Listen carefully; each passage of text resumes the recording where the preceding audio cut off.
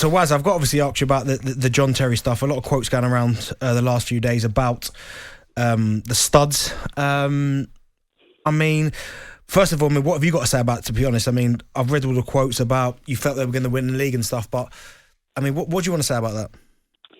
Yeah, and that's...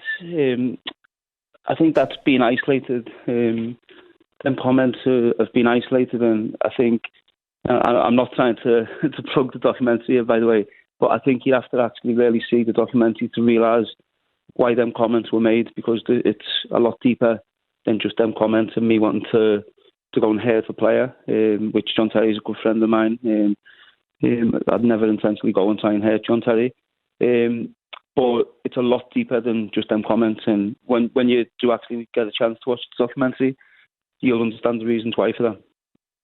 Okay, well, listen, let's talk a bit more about the documentary. As I said there, it's called Rooney. It's out on Friday on Amazon Prime. I'm not just saying this because you're on the phone, but I haven't seen it, but I know it's going to be amazing. And obviously, because I'm a big fan of yours, but I love football and I love flying the wall docs. Where does the documentary begin? What journey do we go on? Where do we go with it?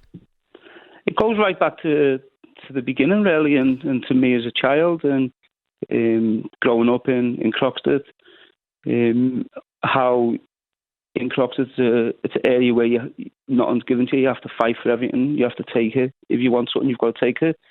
No one's going to come give you hand-me-downs. And then it progresses, obviously, through me playing career, and then me as a person, in which I feel a lot of people have some words to say about me, rightly or wrongly, but you actually get a chance to see me as a person more behind the scenes.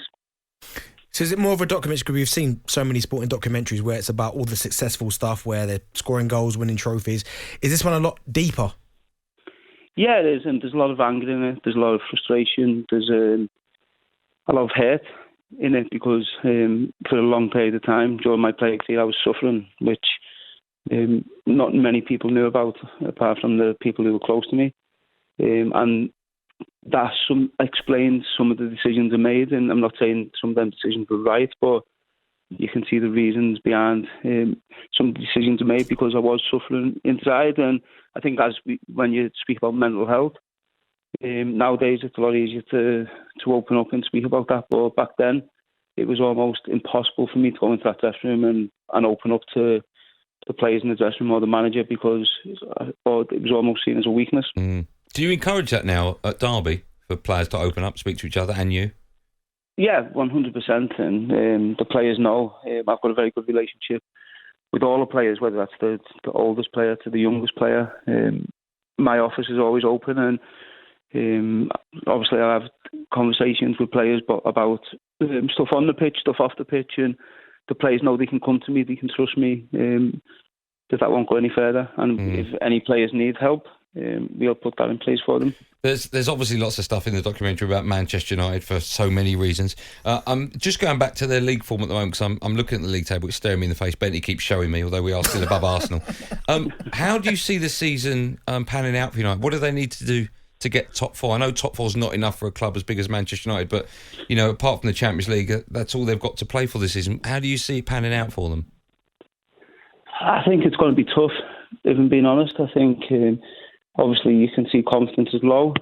There's obviously other issues going on around the club, so it's going to be very tough for them. They've certainly got the players there, and they have got some good results of late, but performances haven't been great, so I think the performance have to improve. And then players need to show now their character. They need to show they're all together, they're all fighting for that football club, because there's games I've watched where you question at times, and that's me being honest. But then players need to really show that together, they're fighting for the club, they're fighting for the manager. If they do that, they'll have a chance.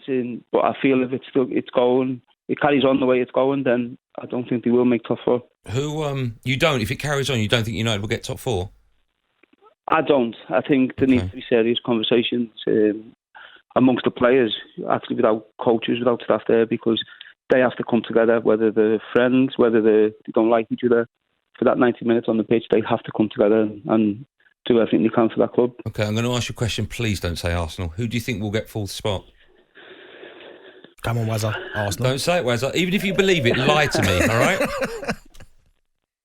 If I'm being honest, I think Tottenham. I think Tottenham might sneak in there. I think they've got a very good manager. You can see they're improving. If United weren't together, I would love West Ham because I think David Moyes is doing an incredible job. But I think Arsenal might sneak in. Okay. Just a quick word about Ronaldo. United have got a lot of young players, Sancho, Scott McTominay, Rashford, etc. How important is it to have someone like that, not just in the team, but in and around the training camp, etc.? Yeah, he's one of probably the two best players, him and Messi, the two best players over the last 15 years. And for them young lads to have him in there, I know how Ronaldo works, I know his values he's got, and them young players can really learn a lot from that. And while Cristiano's there, obviously Manchester United, they need to do everything they can to almost use him like a sponge and just take everything they can from him. My last question, then I'll let you go. A bit later on in the show, we're talking about the greatest ever Premier League side of all time. Obviously, in that conversation is the United side of 07-08. What's the greatest United side you've ever played in? Yeah, the 2008 team. I think we were winning Premier Leagues. We were getting to Champions League finals regularly. So I think that's the best team I've ever played in. And I think you look at that team, in my opinion, there's that team and the Chelsea team when Mourinho was there the first time, and then there's probably the City and Liverpool team now, who are probably the four best. Notice you didn't mention the Arsenal team there that drew 12 games in the season. Didn't lose though. Yeah, no, that, of course, yeah. I actually forgot about the Arsenal team. They were some team as well. They were incredible to go through a season unbeaten. So I think there's 4 or 5 teams who you could argue either one of them. Okay. That United team in 2008 takes unbeaten. Yeah, that's not what you said in the meeting. You said it was all Arsenal.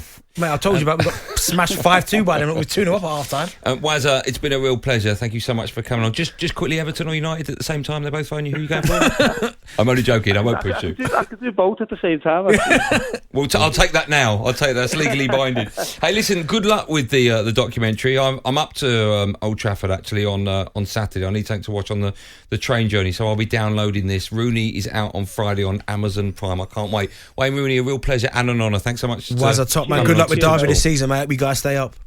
Cheers, mate. Cheers, Benty. See you later. Cheers, Wazza. There you go. Well, it felt weird calling him Wazza. I didn't know him, but it's just the normal thing to do. Why are you right? calling him Wazza? Call him Sir Wayne. You know what it is? It's when you introduce like your mate's best mate, and they call him like Ace. It doesn't feel right to go, all right, Ace, yeah, I don't know. I'll call you Trevor. I don't know you. Yeah. But how lucky are we to... And he said some interesting things. If United carry on going the way they are, he doesn't think they'll get top 4. That's interesting. And I'll tell you what I thought was wow about that was where would he rate keeping Derby up amongst all his achievements? It'd have to be at the number top. one. It has to be. But that's over winning the Champions League. No, and this is my point. I've said this before. When I said that this would be the greatest thing that he's done, and I understand people, because you always get the smart ones going, well, what about the Champions League and all that nonsense, which I understand, right?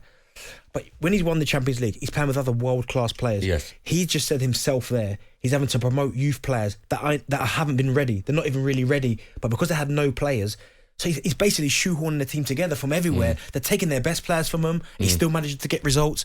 21 points, by the way, in the Championship, which is ridiculous. They're only 4 points from safety. That will take some beating, that.